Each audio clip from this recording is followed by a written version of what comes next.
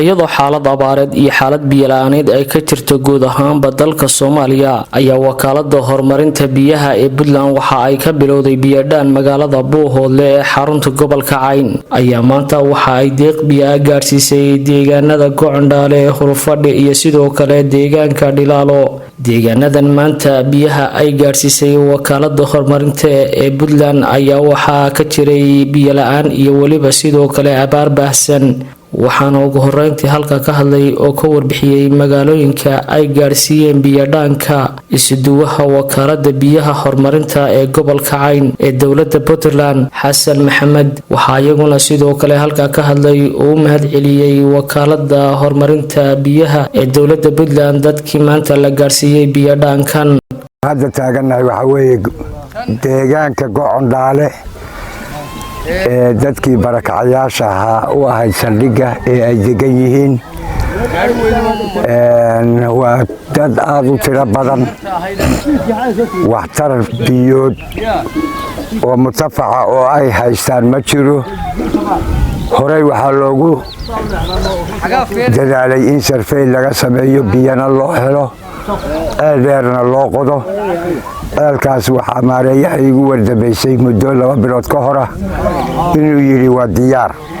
deegaankani waxay u baahan yihiin ceelkii inay helaan mudane maareeye wakaalada horumarinta biyaha ceelkay ballan qaaday in laga helo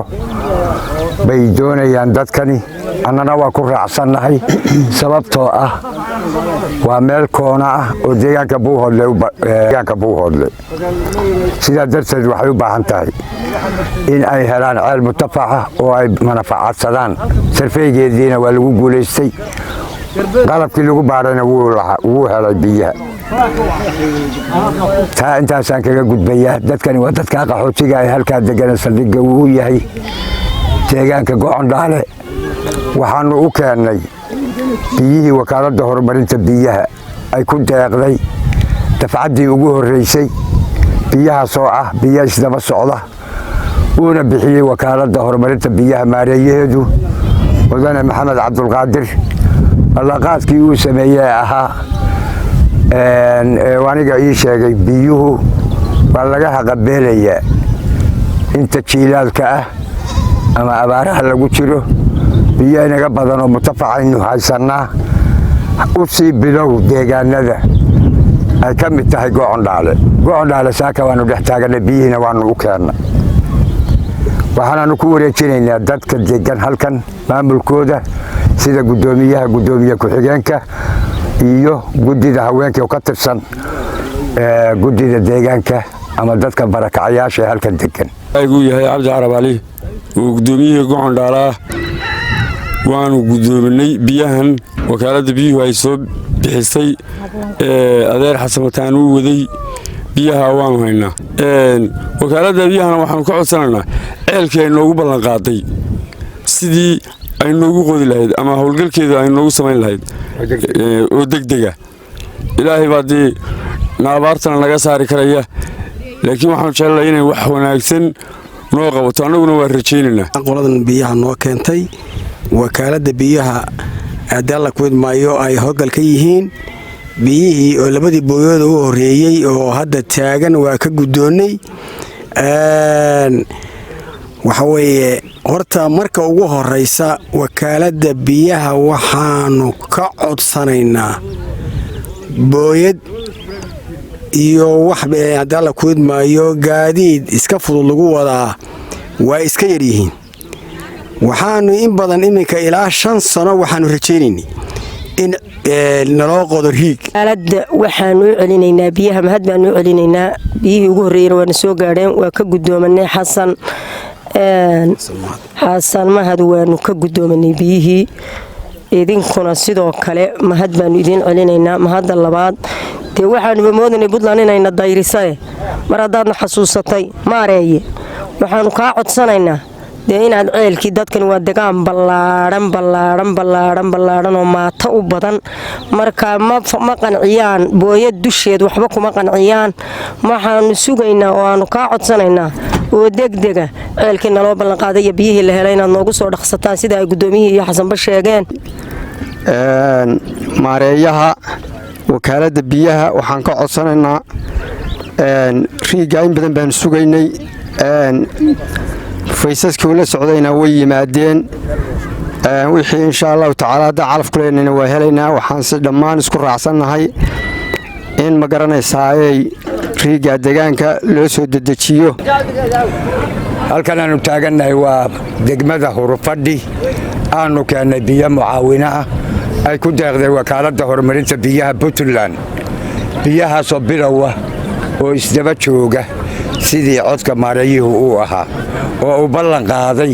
biyuhu inay joogto ahaadaan lagana baahi baxayo biyaha ilaahay gacantiisa lagu baahi baxa ee gacan bini aadam lagama baahi baxo Hurufadhi waxay ka mid tahay meelihii sarfeyga laga sameeyey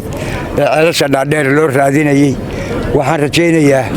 in safka hore ee ceelasha hadda soo socda lagu daro Hurufadhi nambarka 1 iyo ka 2 ama 3 miduun laga dhigo maadaama sarfey badan laga sameeyey ceelasheedii horena lagu guuldareystay Hurufadhi ma aha tuulo ama deegaan yar waa degmo qadiimiya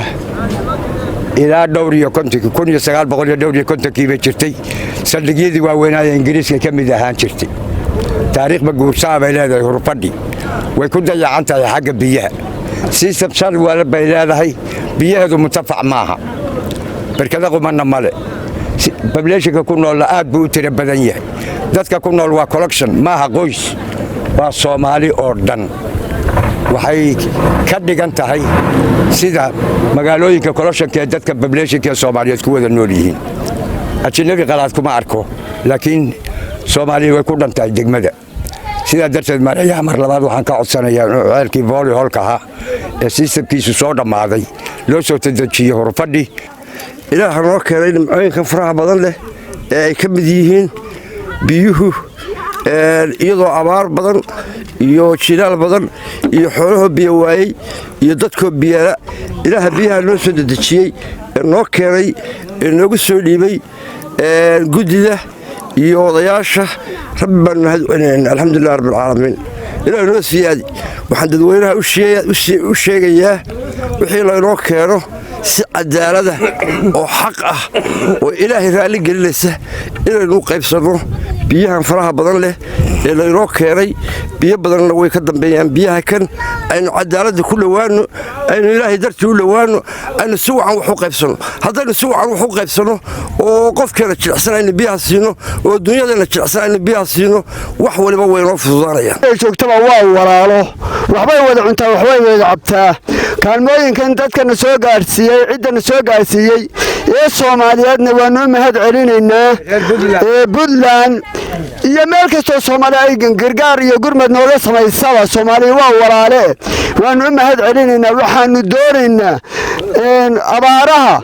biyo iyo baadba waa loo baahan yahay inaad danaysaan dadkiina aad mas'uulka ka tihiin ee aad maamulada iyo dawladda u tihiin inaad danaysaan baanu doonaynaa annagu waxa weeye sida tan si cadaalad aanu kaalada jilicsan u siinaynaa ugu nuglinaynaa ilaahay baa mahadle waxaanu doonaynaa laguma filcaalaas iyo baraagiyo in riiga naloo qodo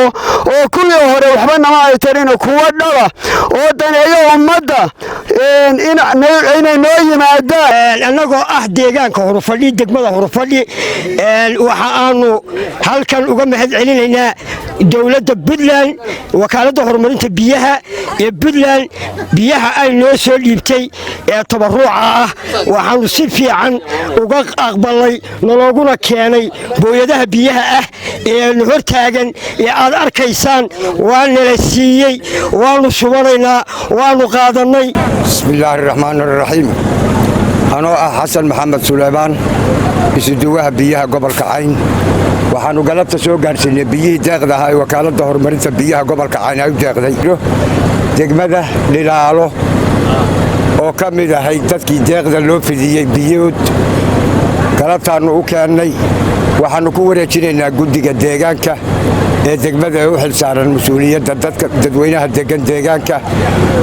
wakaaladda horumarinta biyahana waxaanu ka codsanaynaa in sidii ballanqaadkeedu ahayd ay biyuhu isdabajooggii ay sheegtay ay ku soo saloobaan